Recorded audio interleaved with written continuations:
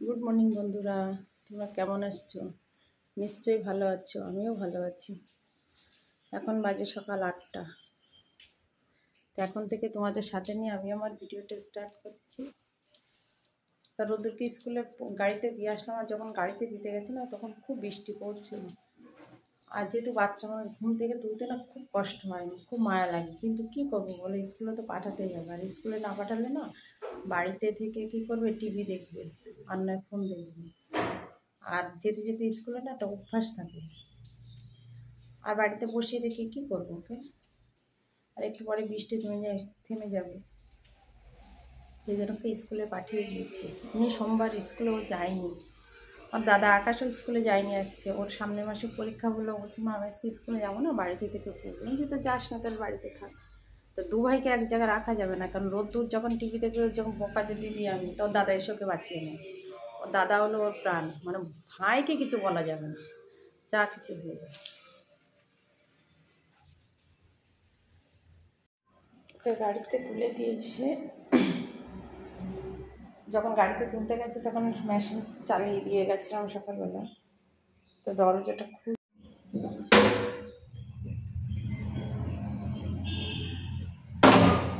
সকালে ঘুম থেকে আগে মেশিন চালিয়ে দিয়েছিলাম। দুদিনের কাপড় ছিল, তো এক গামলা কেচেছে, আর এক গামলা এখনো মেশিনের মধ্যে রয়েছে।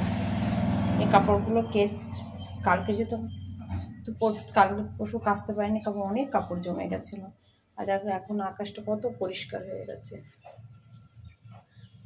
আকাশটা পুরো পরিষ্কার। আর যখন রোদ্দুর স্কুলে গেছে, কি বৃষ্টি, বাবারে বাবা, প্রচুর বৃষ্টি হয়েছে।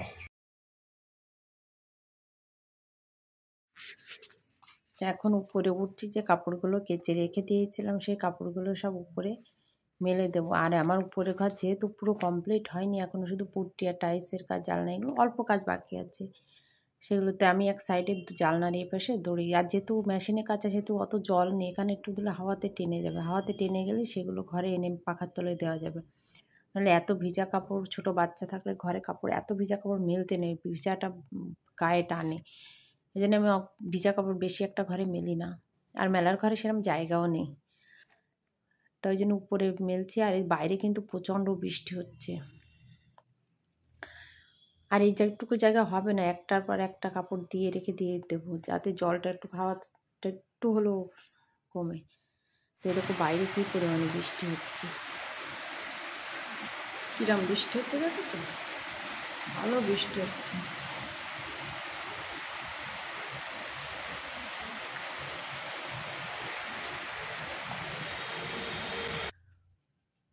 তো উপরের কাপড়গুলো মেলে দিয়ে এসে এবার এসেছি বিছনাটা তুলতে।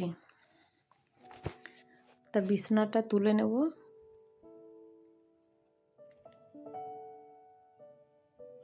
বিছনাটা তুলে জায়গায় রেখে দেবো। আর আমার ব্যালকনিতে কাপড় মেলা, কিন্তু আমার ব্যালকনিতে না এখন রেলিং লাগানো হয়নি।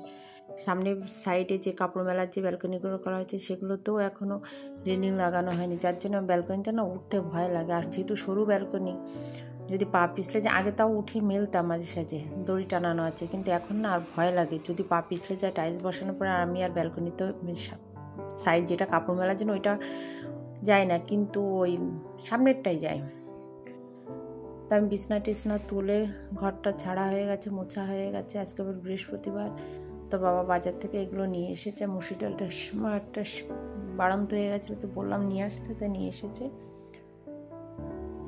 তাই এবার ওদিকে কাজ সব সেরে, এবার রোদ্দুরও স্কুল দিয়ে এসে গেছে।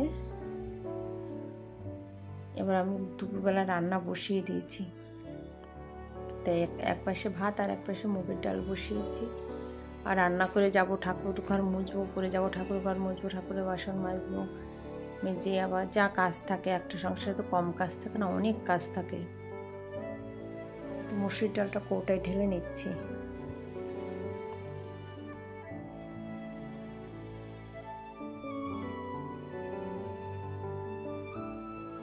আর বারান্দার রেলিং নিয়ে এসেছে কদিন আগে, কিন্তু এত বৃষ্টি হচ্ছে যে মিস্ত্রি দাদারা রেলিং লাগাতে আসতে পারছে না।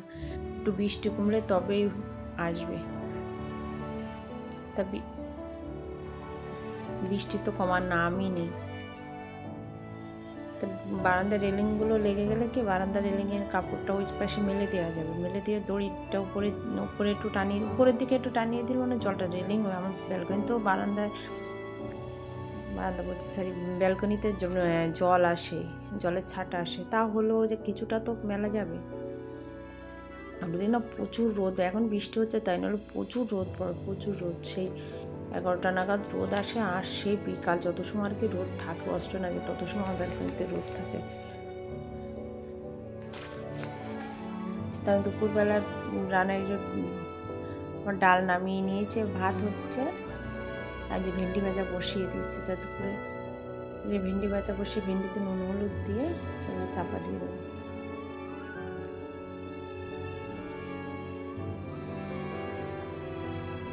ভাতও হয়ে গেছে, ভাতটাও বলতে দেবো। তো দুপুরে কী রান্না করেছি তোমাদের দেখলাম, উচ্ছে ভাজা করেছি, ভেন্ডি ভাজা করেছি, আর চাল কুমড়ার মুগের ডাল আর ভাত। তো এইসব খেয়ে রান্না করে এবার ঠাকুরের রান্না হয়ে গেছে, নিচের রান্নাঘরটা পরিষ্কার করা হয়ে গেছে। তো উপরে এসেছে যে ঠাকুরের বাসনগুলো মাজতে, ঠাকুরের বাসনগুলো মেজে গুড় করে রেখে দেবো। এখন আর পুজো দেবো না, এখন বেলা হয়ে গেছে, আর পুজো দিন সন্ধ্যাবেলাটা পুজো। আর এমনি আমি বৃহস্পতিবার পুজোটা চেষ্টা করি সন্ধ্যাবেলাটাই দেওয়া। আর এই তামার ঘরটা তেঁতুল দিয়ে মারছি, তাও জানি ঠিক কেমন ছিটছিটে দাগ হয়ে গেছে, পরিষ্কার হতে যেন কতটা তেঁতুল দিয়ে মারছি তাও পরিষ্কার, অন্যগুলো পরিষ্কার হয় কিন্তু এই ঘরটা কেন পরিষ্কার হচ্ছে অন্য তামার ঘরে একটুখানি ঘষা মার দিলে এগুলো পরিষ্কার হয়ে যায়। আর এই তামার ঘরটা না একদম নতুন, এই কিছুদিন ধরে আমি ব্যবহার করছি। আমার যা গেছিল হরিদ্বার ঘুরতে, তখন আমার জন্য নিয়েছিল, সবার জন্য একটা করে এনেছে, তারপর দিবে পুজো দিবে, আমি পুজোর কাজেই ব্যবহার করি। তা কেন দিয়ে ছিটছিটে পড়ে গেছে, কি টানোয়াটা ভালো না কি কি বুঝতে পারছি না। আরও আমার তামার ঘরটা শুনতে এরকম ছিটছিটে পড়ে, এক এক করে ঠাকুরের বাসনগুলো সব মেজে দিচ্ছি।